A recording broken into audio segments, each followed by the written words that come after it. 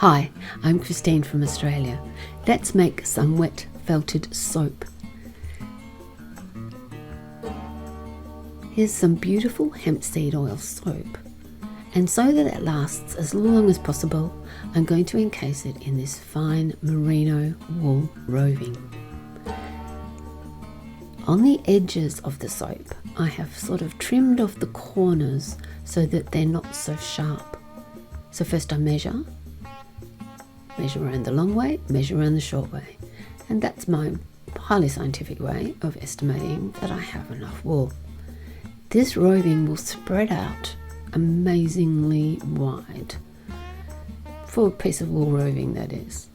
And so the second thing we're going to do is just enjoy a quiet moment playing a game called Let's Separate This Wool Roving Out and see how wide a piece of wool roving we can create without ever breaking the wool or snapping it off.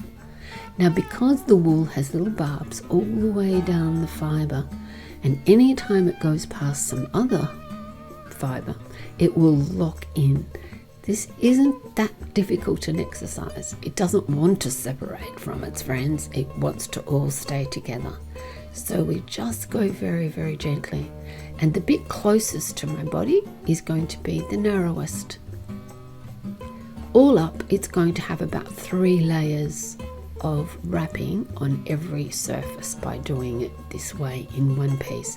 You don't have to do it this way. You could wrap it around in all sorts of little bits, and you might do that if you want to use multiple colours. Now, I've been way too smart for myself here, and the little chips of soap that I cut off, the edges, are going to make appearances all the way through this video. Now I get to the last part of this. So I've wrapped it just like you'd wrap a gift. Now I get to the last part of it. I'm going to pull it a bit tight. Not like wrapping a parcel. And I'm going to pull this and pull this and pull this. Now you'd think it would just spring undone straight away, but it doesn't. That's the nature of the wool. It stays nice and tight, and as long as I treat it really well, even moderately well, frankly, it will stay together. So what I'm doing here is I'm just rolling it in my hands, stroking it, giving it little baby taps, but not with a lot of pressure, not with a lot of pressure at all. Also, you can see that I'm wiping it on the counter. Also, still not with that much pressure, just to give it some friction on its different surfaces. If there was a piece that was literally falling off at this point, then I would just pick that off and put it away somewhere, or try and attach it somewhere else. But it hasn't, has it? So it's not a problem. That one I just showed you is a finished one. But I think what we'll do with this one is we're going to get a piece of blue wool roving, and I'm going to use that as a sort of pseudo ribbon around this little parcel, because this is for a gift. So once again, I'm going to split up the fibre, because we don't need to have it that long, but I want it to be long enough to go around the length of the soap and the width of the soap, just like you would a gift. Again, wake it up a little bit, spread it out a little bit, and then we'll just wrap it very, very gently. We don't have to be careful, because remember, those wool fibres, they just love each other. This is very easy to do. I think you're probably getting by now, this is actually a really good activity to do with anybody. It's a good activity to do with older people who might be a bit frail, because they can do this on their lap. It's very manageable, and it's a good activity to do with children as well, because it doesn't take very long to make the soap, the wrapped soap, and they can be using it as a gift.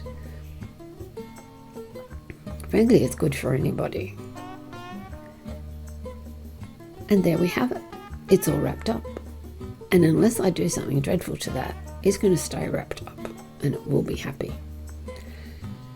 Now, this is something different I decided to do, and that is to just get a little bit of water that's at room temperature and has those remaining bits of soap in it, and I've put it into the Ziploc bag. Because felting is all about wetting the wool and using soap and water and friction to create felt. But what a waste it would be if I wetted it down to the soap and wasted this soap. It's not necessary. So instead of coming from underneath, I'm trying to come from on top, just a little bit of water. Please subscribe to my channel. It would be so good if you did. I'm still really just beginning, and I would love that assistance and support. This is my mother's backyard where I live because I'm caring for her, and they are Australian plants. I thought you might find those entertaining. Now, you probably saw a sign there saying solar felting. This is something that I decided to do. I always knew you could do solar dyeing, but I thought perhaps solar felting works, and you know what? It does.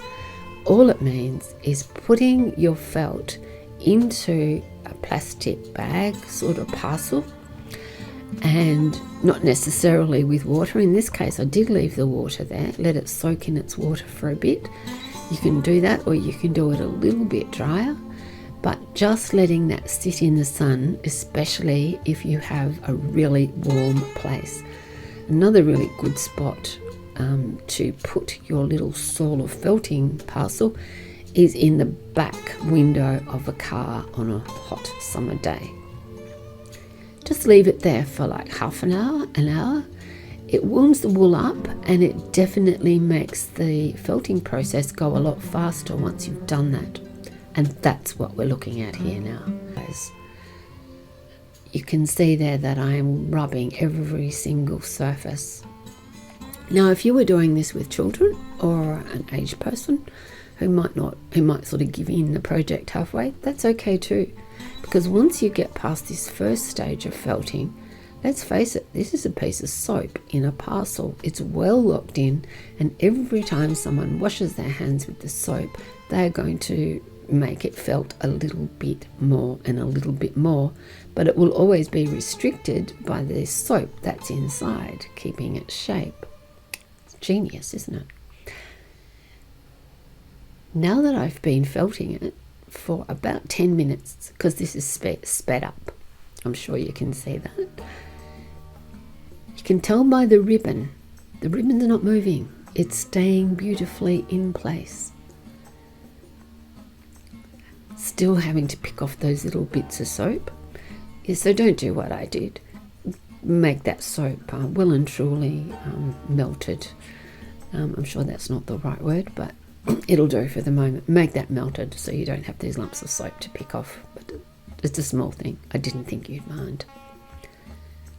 So we just keep rubbing, keep felting it until you're really confident that this thing is locked in and it's well on its way to being felted.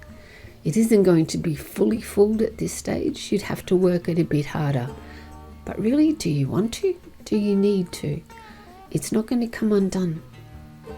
And this will stay in this parcel the whole life of the soap until you cut it out. And you'll be left with this little felt box.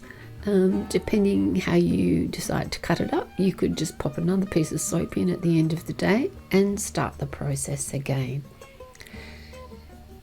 In case you didn't know, and I'm sure you did, the amazing thing about wool is its antibacterial properties.